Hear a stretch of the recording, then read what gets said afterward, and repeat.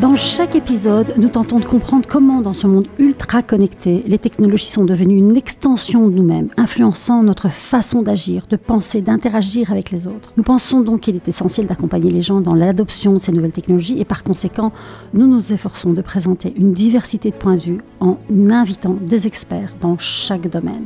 Alors aujourd'hui, nous allons parler des enfants et du numérique parce que oui, les enfants et le numérique, c'est compliqué et c'est plus compliqué que prévu. On était pourtant bien parti confiants. Mais pour nos juniors, disons les 0 à 25 ans, le bilan est sévère. Entre les problèmes de santé physique et mentale, la montée des croyances loufoques, le drame du cyberharcèlement, ce rapport au monde qu'on leur vend ultra gamifié et surmarchandisé, une question devient légitime et urgente. Mais qu'a fait Internet de nos enfants ? Alors oui, vous, les blockchain natifs qui nous écoutez, vous nous dites, mais de quoi va-t-elle nous parler ? Eh bien, je vais vous parler de ceux qui transforment la société au sein même de nos foyers.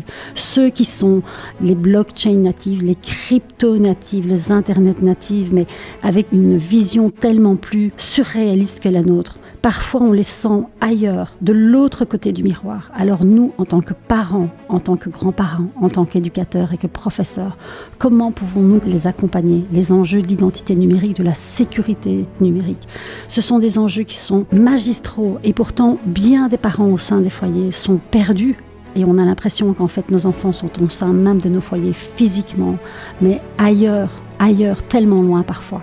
J'ai invité aujourd'hui Béatrice Sutter. Elle est directrice de la rédaction du magazine L'ADN. C'est le magazine des mutations qui proviennent d'Internet. Béatrice a édité un magazine qui paraît donc une revue trimestrielle en kiosque et celui-ci parle justement de l'impact d'Internet sur nos enfants.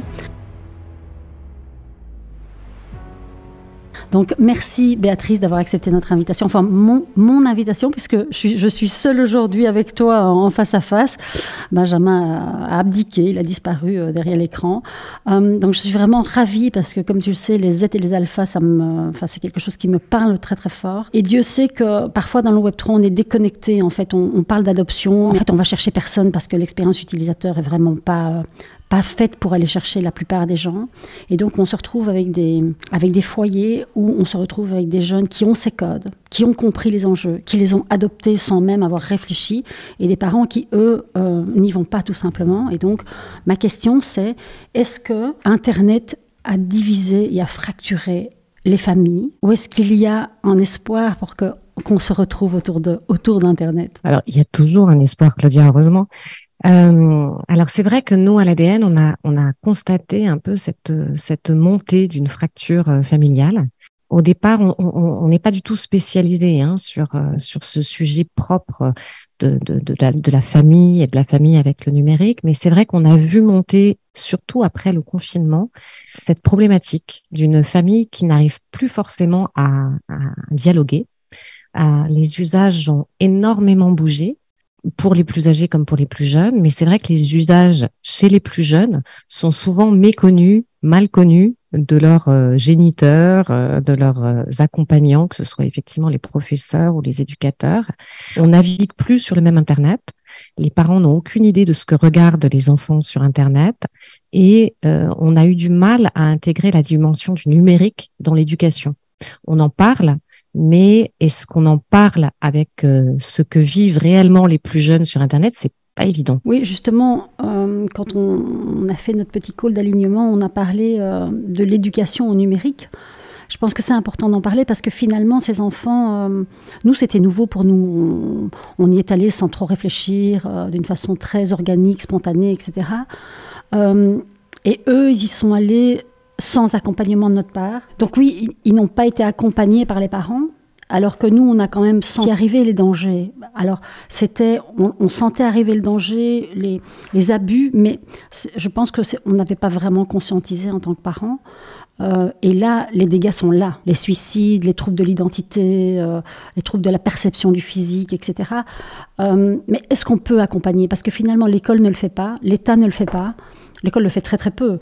Est-ce que c'est la responsabilité des parents ? Alors, les parents sont forcément engagés dans cette affaire. Ce qui est sûr, c'est que Internet est un écosystème excessivement meuble et qu'il s'est beaucoup complexifié. C'est-à-dire que nous, quand on rentre dans le numérique, il y a peu de sites. Ils sont encore très très identifiée, quoi. Donc, c'est vrai que la pratique du numérique, elle devient de plus en plus compliquée parce que de plus en plus d'interfaces existent et elles sont souvent destinées spécifiquement aux enfants. Donc, qui a vraiment passé du temps sur Roblox? Qui a vraiment été sur Habbo Hotel? Qui est-ce qui regarde vraiment les vidéos destinées aux enfants?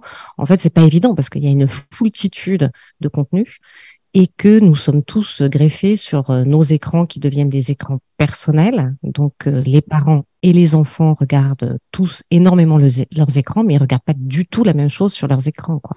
Oui, Donc, surtout, c'est vrai que oui, il y a la croyance aussi des parents qui pensent que les enfants ne font que jouer. oui, d'abord, c'est vrai qu'on a beaucoup parlé du gaming et des problématiques autour du gaming au départ d'Internet. Donc, il y a eu beaucoup de défiance par rapport à tout ça. Mais c'est vrai que maintenant, il y a des jeux qui sont divers et variés, des tas de plateformes sociales qui sont totalement dédiées aux enfants, sur lesquelles on peut jouer, mais sur lesquelles on peut aussi converser. Donc, c'est des conversations où on peut rencontrer ses copains, mais on peut rencontrer des inconnus aussi. Oui. Et des inconnus qui sont pas forcément bienveillants. Oui. Tout ça, c'est des environnements tellement meubles, tellement divers, tellement éclatés, que si les parents sont pas extrêmement attentifs, et pas simplement sur le temps d'écran, mais sur ce que font les enfants et qu'est-ce qu'ils regardent, avec qui ils interagissent, comment ils interagissent, qu'est-ce que provoquent chez eux ces interactions, tout ça, c'est des sujets hyper nouveaux. Donc les parents qui sont plus jeunes et qui sont souvent des millennials, donc eux-mêmes qui ont baigné dans un Internet déjà hyper touffu, bah, même pour eux, c'est compliqué, quoi. Alors, pour des générations encore précédentes qui ont connu le monde sans Internet, qui a réellement existé, il faut se souvenir de ça, c'est pas évident. Et puis, c'est vrai que le marché et l'écosystème du côté business, c'est énormément structuré aussi. Et que, ben, il faut avoir conscience, et c'est pas évident, les enfants, c'est aussi un énorme business.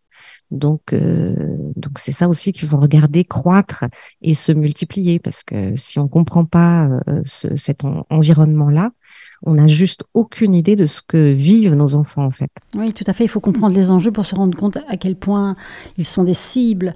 Donc, pour nos auditeurs qui ont l'habitude d'être plongés dans l'écosystème Web3, l'idée ici, c'est d'expliquer qu'en fait, oui, la fracture des générations au sein des foyers, au sein de la société, elle fait que les enfants vont plus naturellement sur la technologie et donc forcément sur les technologies blockchain, sur les crypto-monnaies, mais il y a aussi tout l'enjeu de l'identité numérique. On ne peut pas comprendre ces enjeux-là tant qu'on ne comprend pas le mal-être de nos enfants, puisque pourquoi est-ce qu'ils iraient se cacher derrière des avatars? Moi, en parent, je me dis, mais pourquoi est-ce qu'ils ont besoin d'aller se cacher derrière un avatar ou de mettre des filtres, de se sublimer?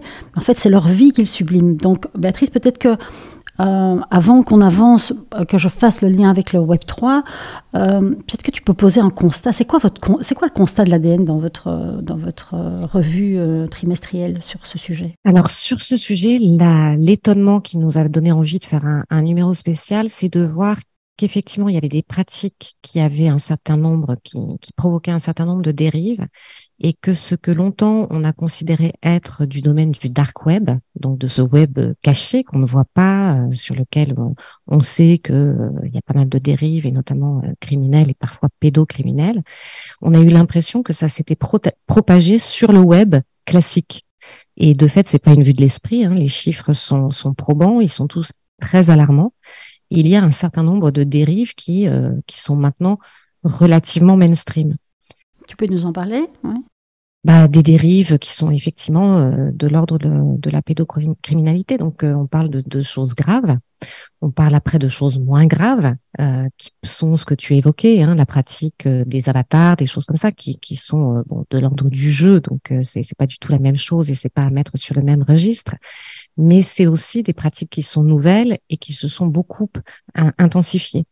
Donc, c'est vrai qu'après, quand on a regardé le constat, qu'est-ce que c'est que Internet pour les enfants, on s'est dit, ça pose des questions sur la santé. La santé parce que c'est des questions autour du sommeil, autour de la vigilance. Le sommeil, c'est hyper important pour les enfants. Les neuroscientifiques le disent, les médecins aussi, c'est pas du tout quelque chose, un conseil de grand-mère, c'est vraiment quelque chose d'extrêmement structurant. Donc, on a vu qu'il y avait ces problèmes de sédentarité. Donc, rien que sur ça, c'était préoccupant. Des problèmes liés au cerveau, au développement vraiment du cerveau des gamins, où on sait, ça devient maintenant, enfin, les scientifiques sont d'accord pour dire que la pratique intensive d'Internet pour les très jeunes, ça n'est pas bon.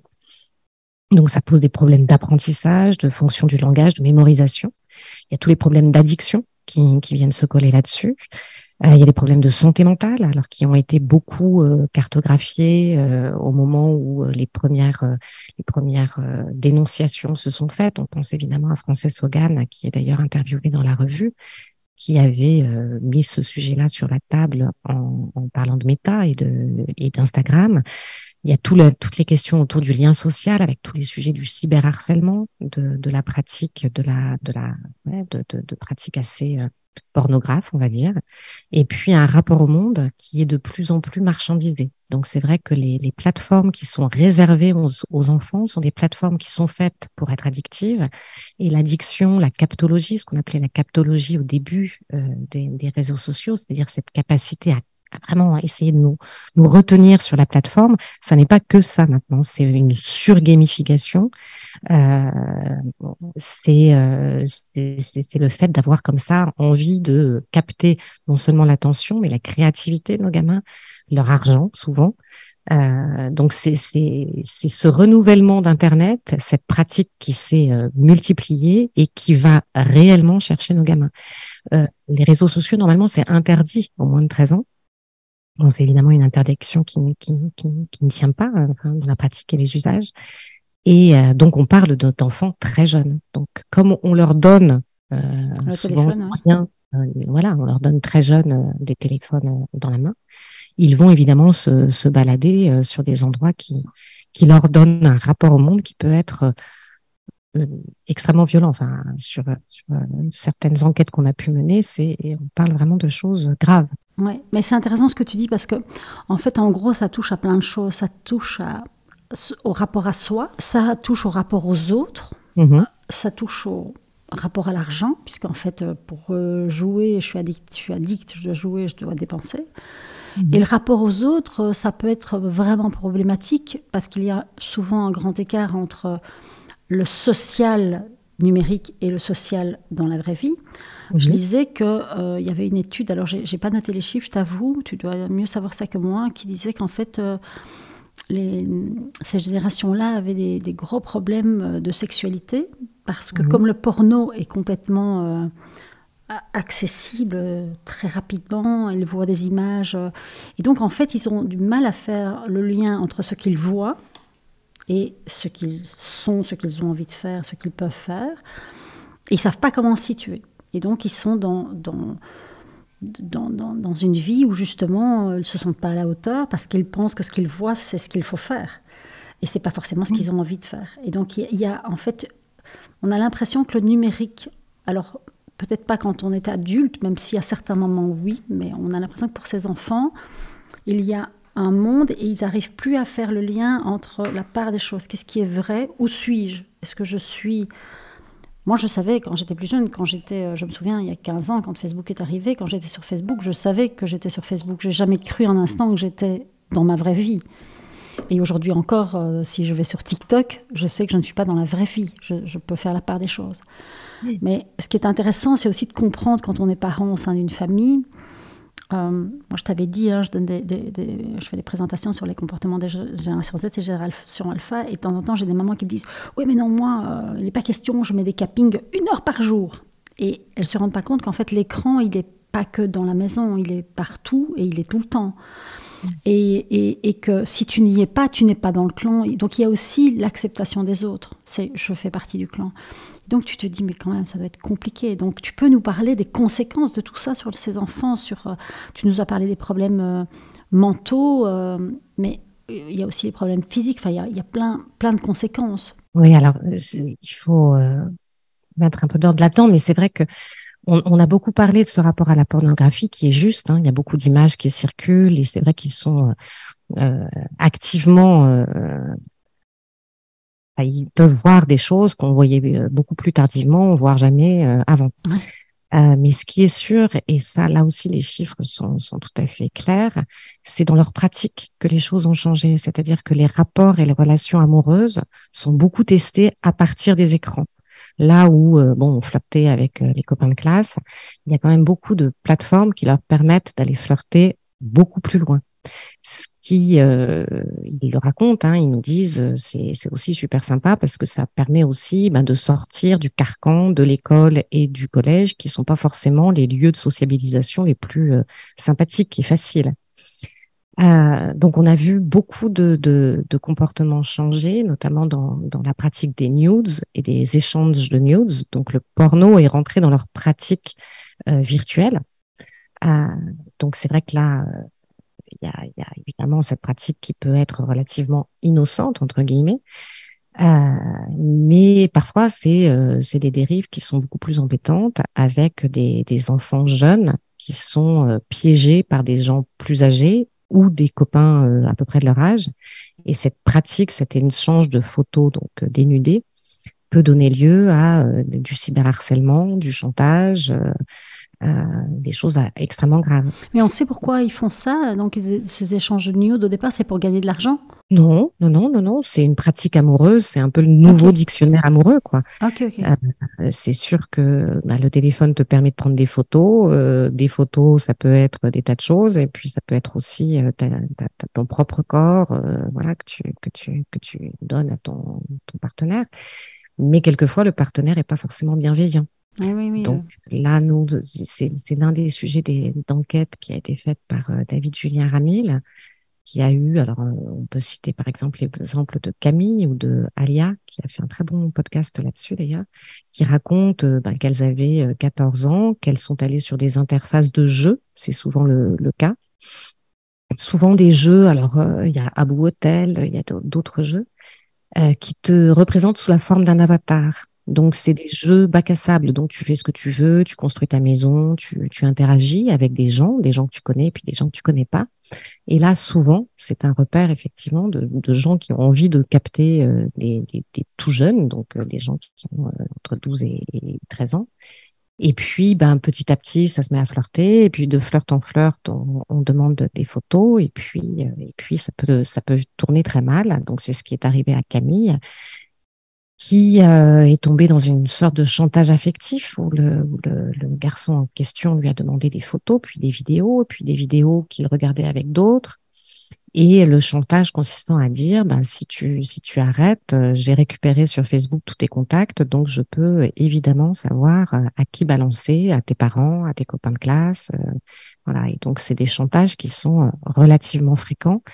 On a dans la revue également une interview de la brigade des mineurs, le chef de la brigade des mineurs de Paris, qui nous raconte effectivement comment est-ce qu'il faut agir. Alors, là où il faut agir, c'est surtout ne pas céder au chantage, parce que ça peut aller jusqu'à la sextorsion, donc avec des demandes d'argent carrément. Et donc ça, c'est des drames auxquels sont confrontés nos enfants. Et c'est vrai que quand on ne sait pas que la chose existe, les proportions dans lesquelles la chose existe, c'est clair qu'on peut difficilement alerter nos gamins que les photos, quand on les partage, il vaut mieux savoir à qui.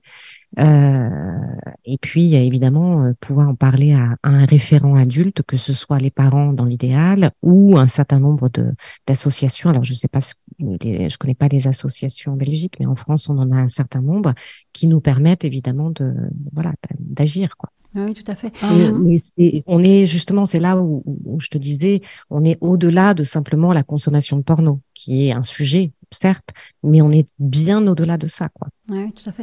Il y a aussi un sujet qui est important, et là je fais le lien avec justement les avatars, c'est que souvent c'est tellement plus facile de se créer une vie d'illusion derrière un avatar, une vie idéalisée, parce que c'est le jeu.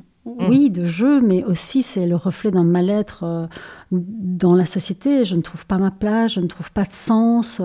C'est le propre de cet âge-là, c'est des enfants, c'est des jeunes ados, donc ils ont envie de se construire, ils ont envie de tester des choses, ils ont envie d'aller au-delà du cercle familial. Donc c'est des réflexes ancestraux avec de nouveaux outils. Voilà, c'est ça le problème. De nouveaux outils, si ce n'est que moi, je sais pas, quand j'avais 15 ans, je ne me disais pas que le monde ne tournait pas rond et que ça n'avait pas de sens. J'étais en opposition à l'autorité parentale, je voulais, oui, voulais tester de nouveaux, enfin, on voulait tester de nouveaux territoires parce que c'est propre à l'adolescence. Bien sûr, on voulait se construire à travers les autres et pas à travers notre famille.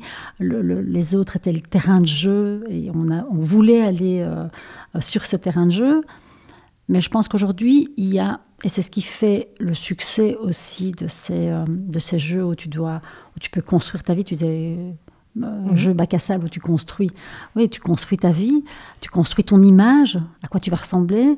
C'est le reflet d'un mal-être dans la société. Il y a quand même beaucoup de jeunes aujourd'hui qui sont en perdition et qui ne trouvent pas, qui se disent, je ne sers à rien. Le monde que ces adultes ont construit, je ne veux pas vivre dedans. Et donc, alors, il y a plusieurs choses. Il y a le fait qu'effectivement, à une génération au-dessus, les parents avaient à peu près conscience du champ d'action des gamins. C'est-à-dire que je savais que voilà, ils pouvaient commencer à flirter, qu'ils pouvaient sans doute boire de l'alcool, faire la fête, faire le mur. Enfin, on avait un langage commun. Là, il y a d'abord une fracture générationnelle dont tu parlais tout à l'heure. Je n'ai aucune idée. Et vraiment, souvent, les parents n'ont aucune idée des bêtises, voilà, des choses que peuvent pratiquer les plus jeunes. Je ne sais pas s'ils le font parce que le monde n'a plus de sens. Pour eux, ils sont tout neufs, hein, donc le monde a le sens que les adultes ont bien voulu lui donner. Mais c'est vrai que comme les adultes n'ont pas forcément les références qu'ils ont, bah, ils se retrouvent un petit peu seuls à naviguer là-dedans. Oui, je parlais de ça parce qu'il y a beaucoup de suicides chez les jeunes, beaucoup plus qu'avant. Alors, le taux de suicide, effectivement, voilà, les problèmes de santé mentale et le suicide sont effectivement des sujets extrêmement préoccupants. Alors, à savoir quelle est la part du numérique là-dedans et le reste, puisque bon, la crise écologique ou d'autres sujets préoccupants ne viennent pas forcément que du numérique. Ce qui est sûr, c'est que le numérique a une part dedans et que, notamment chez les jeunes filles, on voit une corrélation très forte entre voilà, certaines pressions sur leur physique, sur à quoi elles sont censées ressembler, à quoi elles peuvent ressembler. Il faut sans doute distinguer le filtre de l'avatar, mais c'est vrai que les filtres qui te rendent systématiquement très différente de ce que tu es et en répondant à des critères qui sont un peu imposés, ça n'aide pas forcément. Non, bien sûr. Mais je vais te dire, je l'ai complètement. Même nous, enfin, je parle pour moi, même moi, il y a des jours où je trouve que c'est tellement plus facile de se cacher derrière un filtre, quoi. Et puis après, tu trouves ça aberrant, mais voilà, la vie n'est pas tous les jours facile, on a des tracas, on est fatigué, on a mal dormi.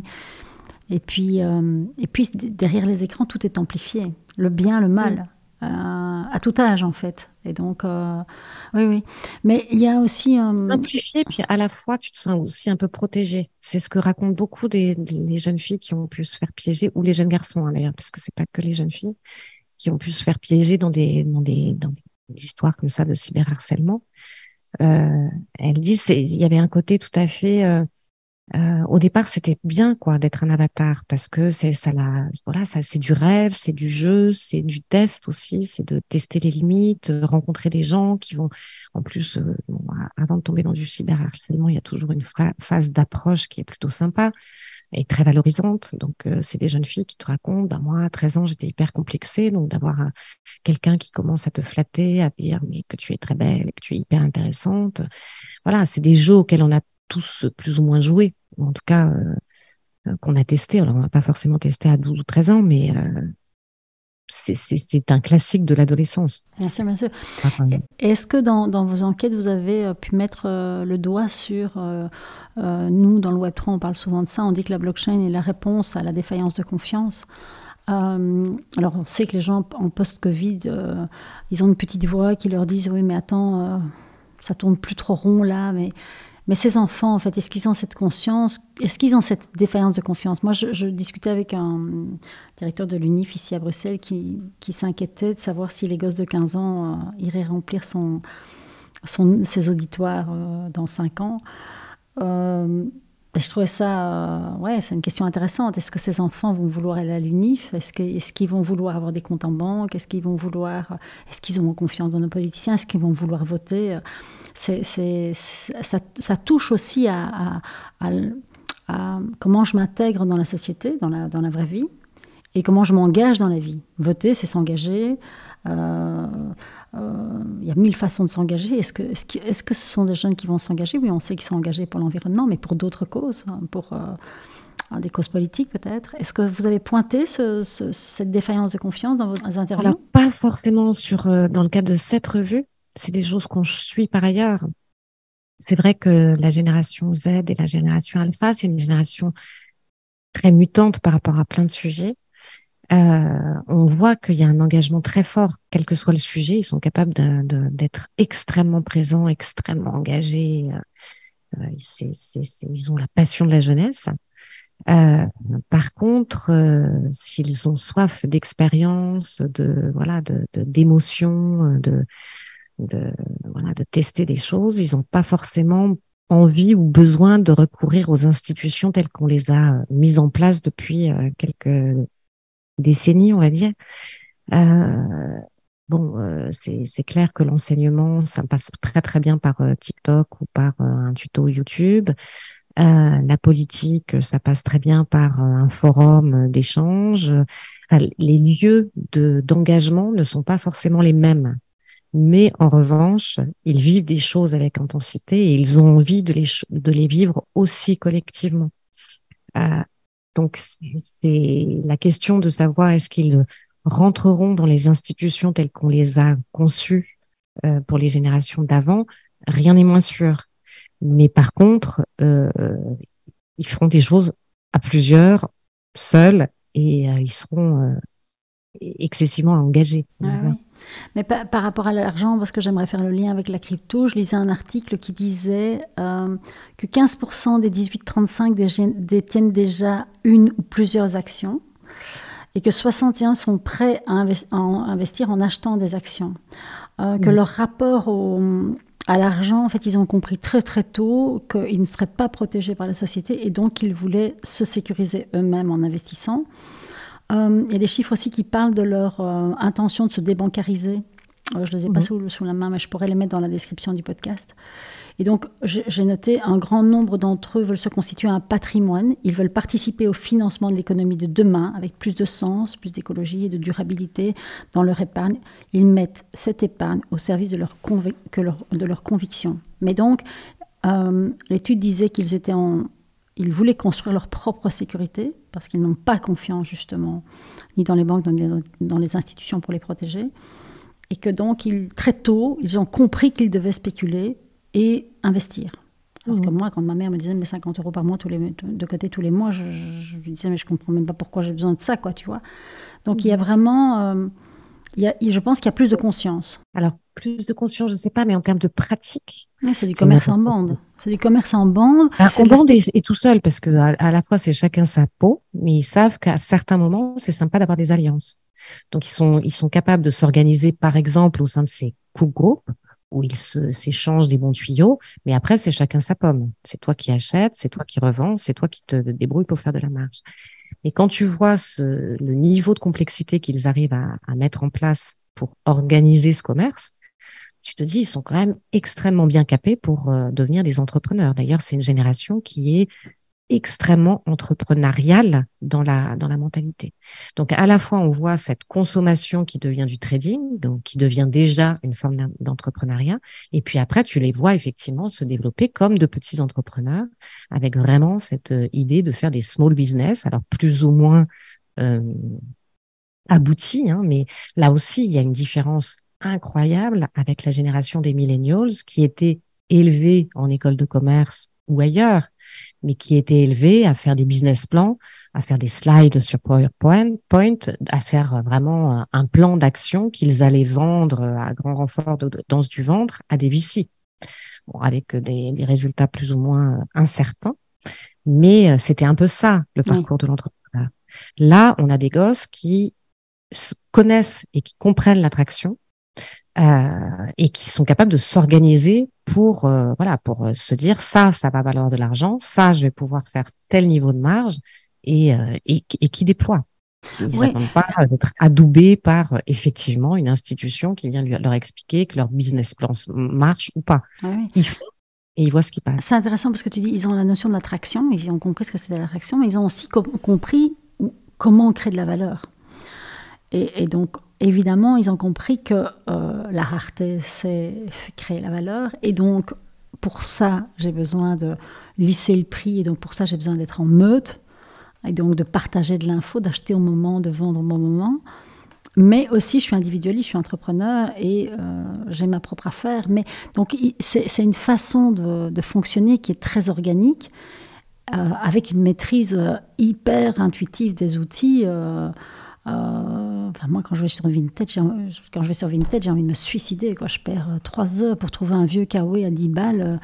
Je trouve que la perte de temps ne vaut pas. Voilà. Et à côté de ça, on voit des gosses qui font vraiment de l'argent et qui font vraiment du business secondaire. Et donc, je lisais aussi que c'était la génération side business. Donc, ils font plein de trucs. Et donc, ils ont plusieurs sources de rentrée d'argent et parfois même à l'insu des parents. Et c'est assez intéressant parfois d'aller challenger les parents, en disant mais est-ce que vous savez ce que vos gosses font, quoi. Et parfois il y a cette déconnexion où, ouais, on est à table avec eux mais on ne sait pas quoi leur dire et parce qu'on ne comprend pas. Et en fait, on a des petits businessmen à table. Oui, c'est assez intéressant. Et donc, on comprend aussi pourquoi naturellement ils vont sur la crypto, parce que c'est leur code en fait. Alors que nos générations, quand elles doivent aller sur la crypto, elles ont, même s'il y a une conscience et une envie de débancarisation, d'abord il y a des peurs, et puis c'est compliqué, je vais où, est-ce que c'est sécurisé, il y a cette conscience du danger qu'il n'y a pas quand ils sont plus jeunes, et puis les enjeux sont moins importants. Ah oui. Les enjeux sont moins importants. C'est un âge où de toute façon on n'a pas du tout le même rapport au risque et au danger. Et puis de toute façon, c'est une génération qui est habituée à la brutalité des marchés. C'est pas la génération, enfin ça reste la génération YouTube bien sûr, mais c'est quand même la génération TikTok. La génération TikTok, ce qui la différencie de la génération YouTube, c'est que on ne capitalise pas de façon peineuse et linéaire pour se constituer une audience, par exemple. On sait que à chaque vidéo, je joue ma vie. Ça peut marcher, ça peut ne pas marcher.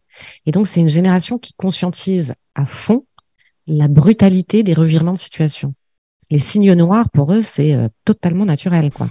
Ouais, j'aime bien ton allégorie Je grossis le trait, mais ils sont quand même habitués à ça. Ce qui est étonnant, hein. Ils sont finalement assez bien préparés à un monde incertain. Mais j'aime bien ton allégorie à TikTok parce que c'est aussi tout est possible tout le temps. Je dois faire, quoi. Donc c'est une génération aussi qui fait. Alors que les millennials, eux, c'était plutôt des stratèges qui se posaient, qui faisaient des plans sur l'avenir et qui construisaient des business plans. Oui, ils ont été élevés par leurs aînés, donc avec des process. On déploie, on réfléchit beaucoup avant d'agir. Alors, ils réfléchissent aussi. Hein. Moi, je trouve qu'ils réfléchissent même de manière incroyablement efficace. Mais par exemple, on regarde ce qu'on appelle le packing. On voit ça beaucoup alors, sur TikTok, mais sur d'autres réseaux sociaux. Donc, c'est souvent des jeunes femmes qui ont lancé des small business. Donc, je crée des bijoux, je tricote des bonnets ou je fais des bougies, enfin des choses assez simples. Et elles se filment en train de préparer les paquets de commandes de leurs clients sur les réseaux sociaux. Donc, ça ressemble un peu à de la SMR parce que c'est très doux, c'est très délicat. Le plan de travail est impeccable. Tout est préparé, les petites paillettes, les petits rubans, les petites étiquettes. Elles font ça avec un soin incroyable. Souvent, elles enrichissent leurs vidéos d'un récit. Donc, soit c'est le récit de l'objet, soit c'est le récit de leur parcours entrepreneurial en disant à quel point comment elles ont créé le produit, quelles difficultés elles ont pu rencontrer. Enfin, elles racontent quelque chose et elles mettent ça en ligne. C'est complètement crétin en termes de modèle économique. On se doute bien si à chaque commande, on fait une vidéo qui nous prend déjà l'après-midi pour faire. On voit bien qu'en termes de business plan, ça arrive à une limite. la scalabilité n'est pas totalement là. On est très loin d'Amazon. Mais par contre, quand elles t'expliquent pourquoi elles le font, c'est incroyable. Elles te disent, bah, moi, j'ai pas de boutique. J'ai pas de boutique, donc mes clients, ils me connaissent pas. Mes clients, ils me voient pas. Donc, comment créer du lien quand t'as pas de boutique? Et ben, leur réponse, c'est de faire une vidéo TikTok où elles parlent de l'empaquetement de leur truc. Et à grand renfort de petites étiquettes et de paillettes, elles créent du lien avec leur communauté. Bah, c'est quand même une réflexion relativement aboutie en matière Ouais. d'entrepreneuriat. En gros, elles envoient un message de je prends soin de vous, quoi. Je Exactement. prends du temps pour vous, je prends soin Exactement. avec les codes TikTok, Exactement. avec les codes qui nous échappent, puisque nous, on est éduqués au business plan et au tableau Excel. On se dit, mais attends, mais elle perd du temps, là. Ouais, Oui, c'est très marrant de voir la réaction des gens en dessous. Ouais. Qui disent, oh, mais c'est génial. Est-ce que tu peux faire le film de mon paquet à moi? Enfin bon, des trucs très marrants, quoi. Et donc, je vais faire une boucle pour revenir sur l'impact du numérique sur le cognitif. Il est clair que ça a des impacts sur le cognitif.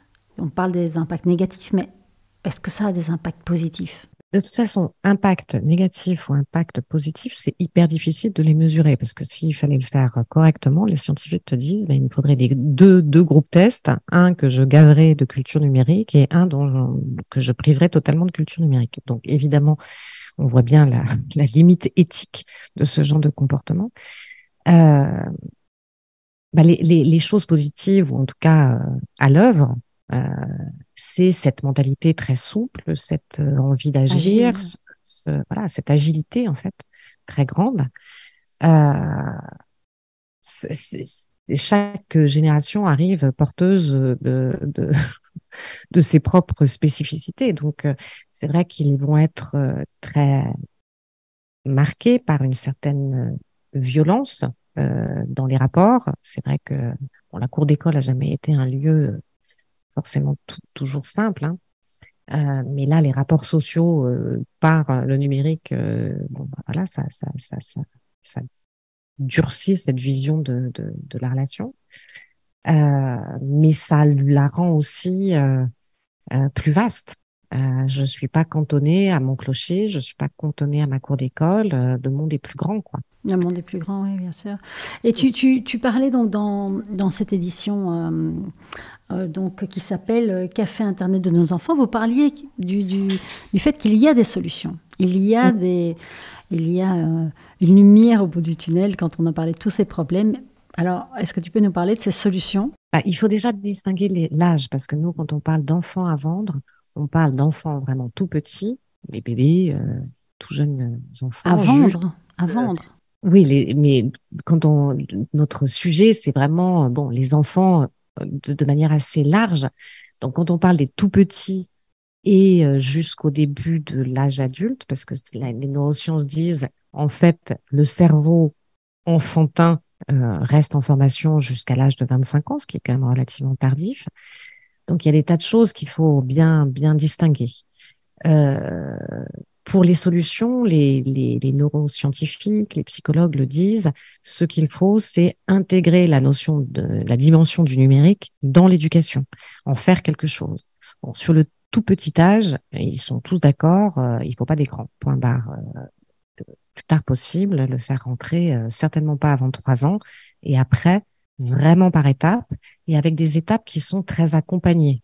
Ils disent, bah, voilà, c'est comme tout espace culturel. Le numérique, c'est un espace culturel. Il faut que ce soit partagé. Donc, il faut que les parents s'investissent. Il faut qu'ils donnent des warnings, donc des attentions. Mais pour que les warnings correspondent à la réalité, il faut qu'ils s'y intéressent vraiment. C'est-à-dire que, par exemple, tu disais, le problème, c'est de regarder du porno. En fait, le problème, c'est ça, mais c'est aussi le partage de nudes, la sextorsion, le cyberharcèlement. Donc, si les parents n'ont pas conscience que ces choses-là existent, évidemment, ils auront du mal à transmettre les alertes et les points d'alerte. Et puis, faire vraiment un sujet de conversation, quoi. En parler sans être constamment dans un rapport d'interdiction, de peur, de frein. De toute façon, ce monde-là existe et il faut pouvoir s'armer. Comme tu as expliqué à ton gamin que tu dis pas forcément bonjour à un monsieur qui te propose des bonbons dans un square, et ben de la même façon, tu dois transmettre cette attention là. Et c'est vrai que tous insistent beaucoup sur l'échange, quoi. Il faut en parler, faut raconter ce qu'on fait, comme quand on va au cinéma, on commente le film pour essayer de comprendre ce qu'on a vu à l'écran. Ben, c'est important de pouvoir avoir des zones d'échange, de partage pour savoir qu'est-ce que c'est qu'un filtre, qu'est-ce que ça produit chez toi de te mettre des filtres sur le visage, qu'est-ce que c'est qu'un visage. Enfin voilà, il faut en faire une zone d'éducation partagée, quoi. Oui, mais pour ça, il faut que les parents soient éduqués. Parce que nous, on est typiquement des boomers, mais Benjamin et moi, mais quand on regarde nos copains, ils nous prennent pour des extraterrestres. Ils nous disent, mais enfin, vous savez tout faire sur le digital, c'est juste dingue. Moi, j'ai des copines qui sont dans des départements marketing qui me disent, je comprends même pas comment je me suis pas encore fait virer, je comprends rien en digital, quoi. Et donc, on se dit, mais si, si déjà les parents n'ont pas cette éducation-là, comment ils peuvent transmettre, comment ils peuvent vérifier, valider, invalider? C'est vraiment une problématique. C'est très exigeant. Pour les parents, c'est vraiment très exigeant. Ouais. C'est-à-dire que c'est un territoire en chantier permanent. Donc, c'est vrai que si on s'y intéresse pas réellement, ben, tout simplement, on n'est absolument pas apte à naviguer dessus.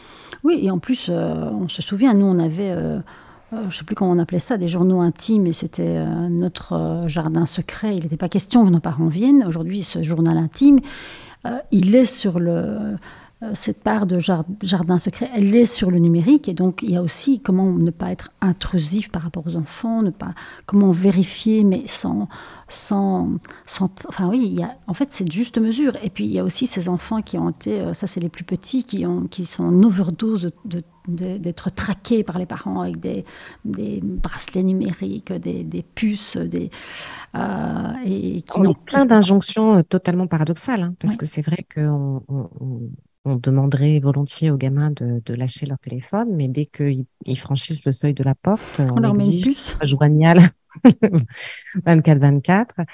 Un peu pareil à l'école, qui dit oui, il faut faire attention avec le numérique, mais finalement qui ont beaucoup versé dans l'usage du numérique avec les professeurs qui créent des groupes WhatsApp, les notes qui tombent sur WhatsApp. Enfin, il y a comme ça toute une série d'injonctions tout à fait paradoxales. Donc c'est aussi intéressant que les parents puissent faire euh, leur propre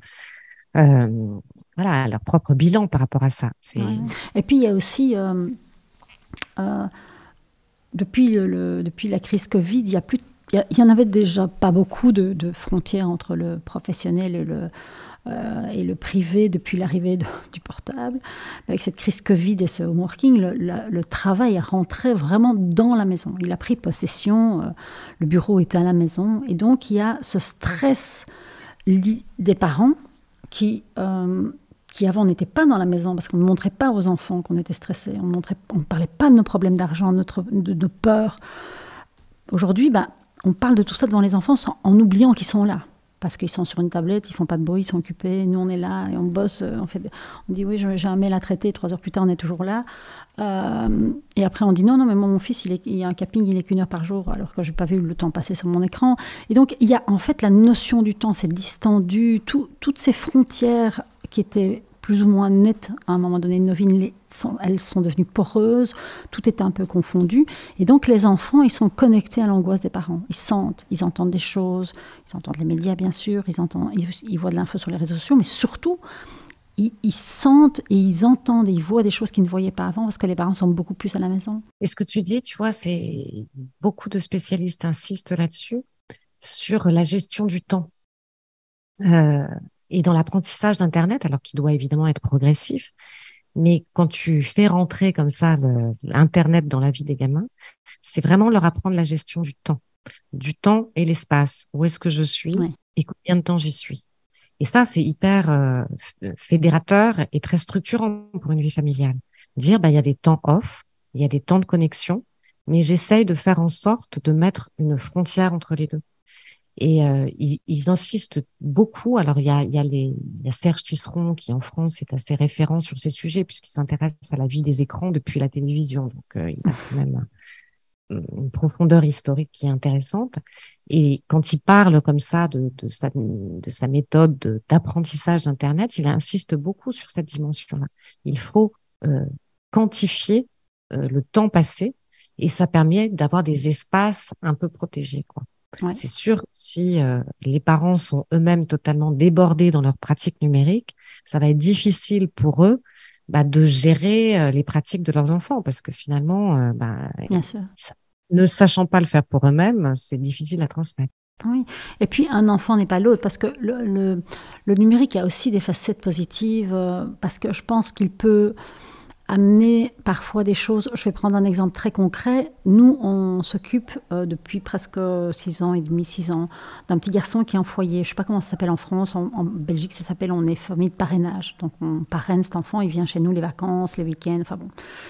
Et c'est un petit garçon qui n'est pas bon à l'école. Il est très intelligent, il a une grande sensibilité. Mais il est mauvais à l'école, évidemment, parce que qu'est-ce qui se fout pas mal de qui est Napoléon, alors qu'il se demande qui va s'occuper de lui, quoi. Il est inquiet pour ses besoins physiologiques premiers. Et au début, on lui a acheté une Switch.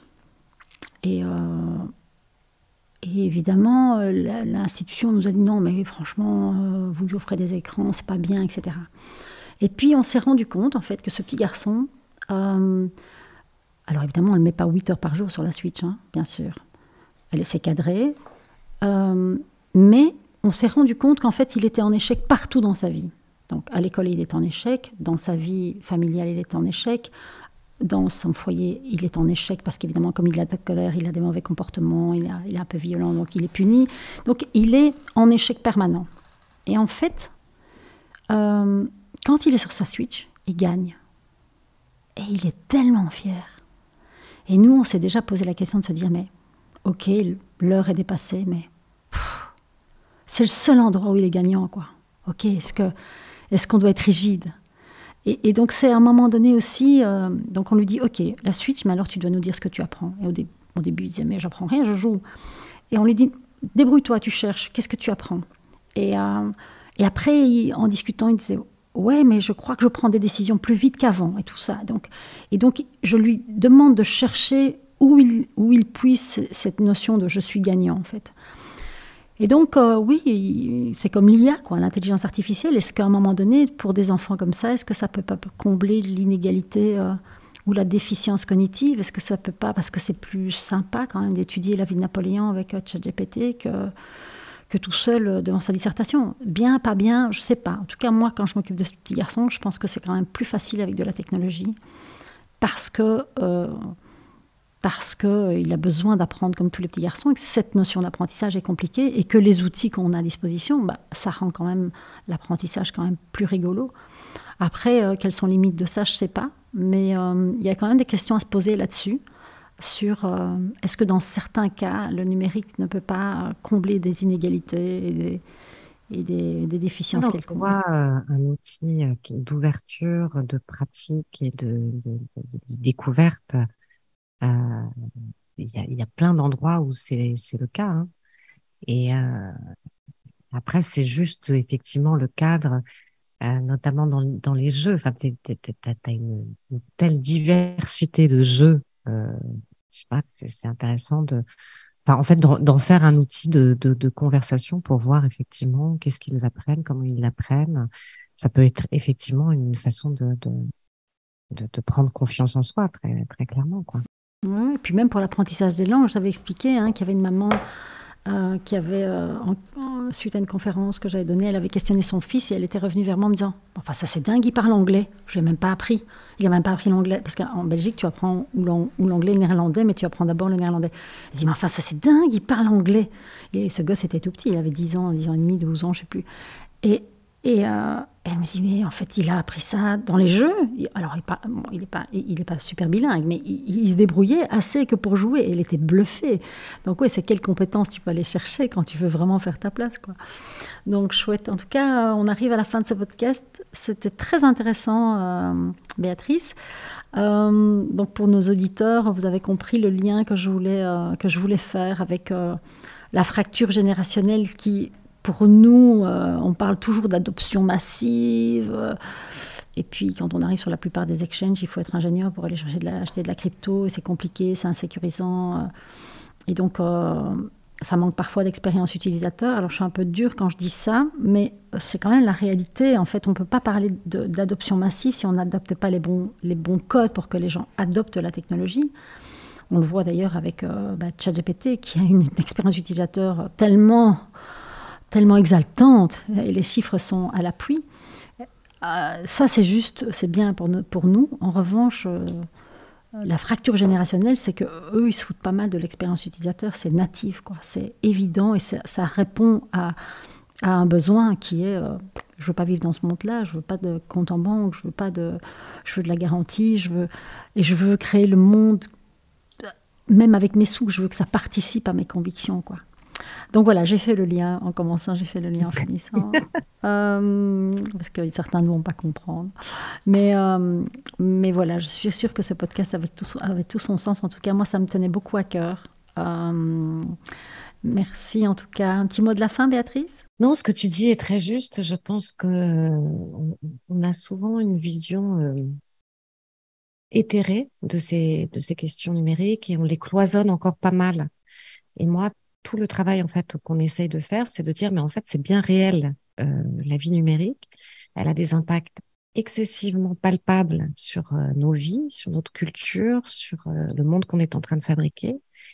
Et ce qu'il faut, c'est le regarder en face, se poser les questions, se dire, au-delà aussi d'une approche simplement marketing et un peu froide, se dire quel est l'impact de ce que je propose au monde dans la vie réelle des gens.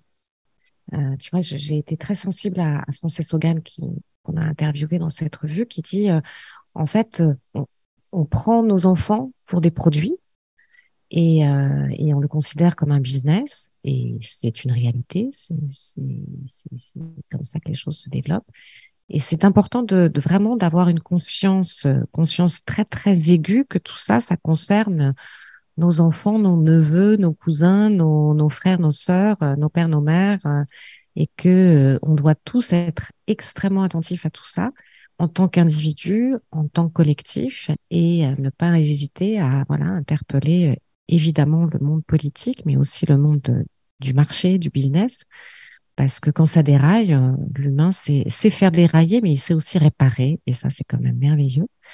Et donc, dans ce monde qu'on est en train de bricoler comme ça, qui prend tant de place dans nos vies, c'est intéressant de se poser le maximum de questions pour voir à quoi tout ça nous mène et à quoi tout ça sert.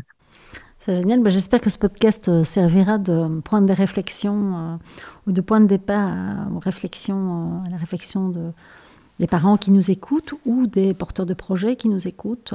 Parce qu'on a tous une responsabilité, aussi petite soit-elle, on a tous une responsabilité et on avance tous dans la même direction. Donc, je mettrai le lien donc, pour les gens qui veulent commander donc, ce numéro... donc cette enquête, qui est donc les enfants à vendre, Café Internet de nos enfants. Je mettrai le lien pour. Il est en kiosque jusqu'à quand? Alors le prochain numéro paraît en fin septembre 2023. Ok. On parlera du travail, on parlera beaucoup de la génération Z et de son rapport au travail justement. Ouais. Donc il est en vente sur notre site tant qu'on a des exemplaires. Je crois qu'il fonctionne bien en matière de vente, c'est un sujet qui interpelle, évidemment. Ok, c'est super. Donc, je mettrai le lien pour que les gens puissent le commander. Je te remercie beaucoup pour ton temps et je vous remercie pour votre fidélité, nos auditeurs. Je vous remercie aussi pour vos soutiens parce qu'on reçoit régulièrement des petits messages touchants. Des fois, je me dis que je devrais les partager, mais après... va ici, mais en tout cas merci parce que c'est vrai que c'est beaucoup d'énergie de faire ce podcast et voilà, vos messages arrivent comme des petits coups de pied au derrière et ça fait du bien. Merci beaucoup. Béatrice, à bientôt. Merci Claudia, à très bientôt.